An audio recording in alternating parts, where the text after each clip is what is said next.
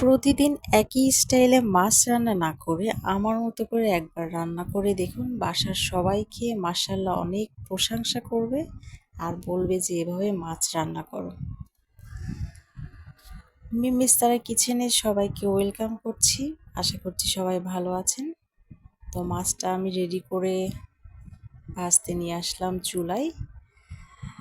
তো মাছটা ভাজা হওয়া পর্যন্ত আমি এই ফাঁকে একটা মশলার ব্যাটার রেডি করে নিব। এখানে স্বাদ মতো লবণ নিয়ে নিচ্ছি, দিচ্ছি গুঁড়া মরিচ, দিচ্ছি হলুদ গুঁড়া, আর দিচ্ছি হাফ চামচের মতো জিরা বাটা,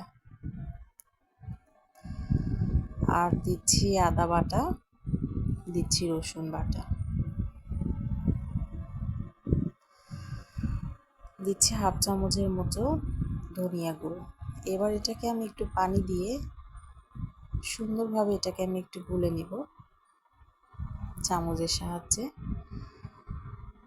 তো মাছ রান্না না, শুধু যে কোনো রান্নার আগে যদি আমরা এই শুকনো উপকরণটাকে আগে পানি দিয়ে একটু ভালোভাবে গুলে নিতে পারি 10-15 মিনিট আগে, তো সেই রান্নাতে একদম তাজা মশলার একটা ফ্লেভার আসে, রান্নাটা খেতেও অনেক মজা লাগে। তো এবার আমি পেঁয়াজটাকে আমি ভেজে নিচ্ছি সুন্দরভাবে, একদম একটু বাদামি করে ভেজে নিব। তো পুরো ভিডিওটা যদি দেখতে থাকেন তাহলে অবশ্যই লাইক দিয়ে ভিডিওটা দেখা শুরু করবেন, আর আমার চ্যানেলটাকে অবশ্যই সাবস্ক্রাইব করবেন। তো আমি একটু আগে যে মশলার ব্যাটারটা রেডি করে নিয়েছিলাম সেটাই আমি পেঁয়াজ ভাজার মধ্যে দিয়ে দিলাম। তো এবার আমি মশলাটাকে আমি সুন্দরভাবে একটু কষিয়ে নিচ্ছি। তো মশলাটা কষানো হয়ে গেলে আমি এখানে 2 চামচের মতো ধনিয়া পাতা বাটায় আমি মিহি করে বেটে নিয়েছিলাম, সেটার মধ্যে একটু পানি দিয়ে একটু গুলে নিয়ে আমি মশলাটার মধ্যে দিয়ে দিলাম। তারপরে দিয়ে দিচ্ছি পরিমাণ মতো পানি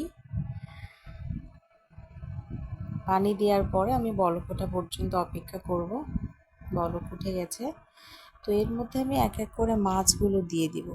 তো এই যে আমি এই রান্নাতে ধনিয়া পাতা বাটা দিয়ে দিলাম। আমরা তো সাধারণত ধনিয়া পাতা কুচি দিয়ে থাকি, বাটাটা তো কম দিই। ধনিয়া পাতা বাটা যে দিয়ে দিলাম, তো এটার কারণে রান্নায় একটা আলাদা আরও ভালো একটা ফ্লেভার আসে। তো বলক ওঠার পরে আমি এখানে দিয়ে দিচ্ছি একটা টমেটো, কয়েক টুকরো করে কেটে নিয়েছি, দিয়ে দিচ্ছি আস্ত কাঁচামরিচ 4-5টার মতো মাঝখান থেকে ভেঙে নিয়েছি, আর কিছু ধনিয়া পাতা কুচি দিয়ে দিলাম। তো এটা দেওয়ার পরে আমি ঢাকনা দিয়ে ঢেকে দেবো এবং ধিমে আঁচে রেখে দিব 10 মিনিটের মতো। এর মধ্যে টমেটোটা খুব ভালোভাবে সিদ্ধ হয়ে যাবে এবং ঝোলটাও কমে আসবে, তেলটা একদম উপরে উঠে আসবে। তো 10 মিনিট পরে আমি ঢাকনাটা তুলে দেখাচ্ছি রান্নাটা কেমন হয়েছে। তো এই পদ্ধতিতে যদি মাছ রান্না করে দেখেন তো ইনশাল্লাহ নিরাশ হবেন না, খেতে অনেক ভালো লাগবে। আর বাসায় অবশ্যই ট্রাই করবেন এবং আমাকে ফিডব্যাক দিতে ভুলবেন না কেমন হয়েছিল রান্নাটা। তো এবার আমি একটু তুলে দেখাচ্ছি। তো এ পর্যন্ত আমার সাথে যারা ছিলেন তাদেরকে অসংখ্য ধন্যবাদ, আর যারা সাবস্ক্রাইব করেছেন তাদেরকে অসংখ্য ধন্যবাদ। আর যদি সাবস্ক্রাইব না করে থাকেন তাহলে প্লিজ সাবস্ক্রাইব করে আমাকে সাপোর্ট করবেন। আপনাদের ভালোবাসা পেলে আমি আরও নতুন নতুন অনেক সুন্দর ভিডিও বানাতে সক্ষম হব। তাই দয়া করে আমার চ্যানেলটাকে সাবস্ক্রাইব করবেন। সবাই ভালো থাকবেন। এরপরে নতুন কোনো ভিডিও নিয়ে আবার আসবো আপনাদের কাছে। সেই পর্যন্ত সবাই ভালো থাকবেন, আল্লাহর রহমতে সুস্থ থাকবেন। আল্লাহ হাফেজ।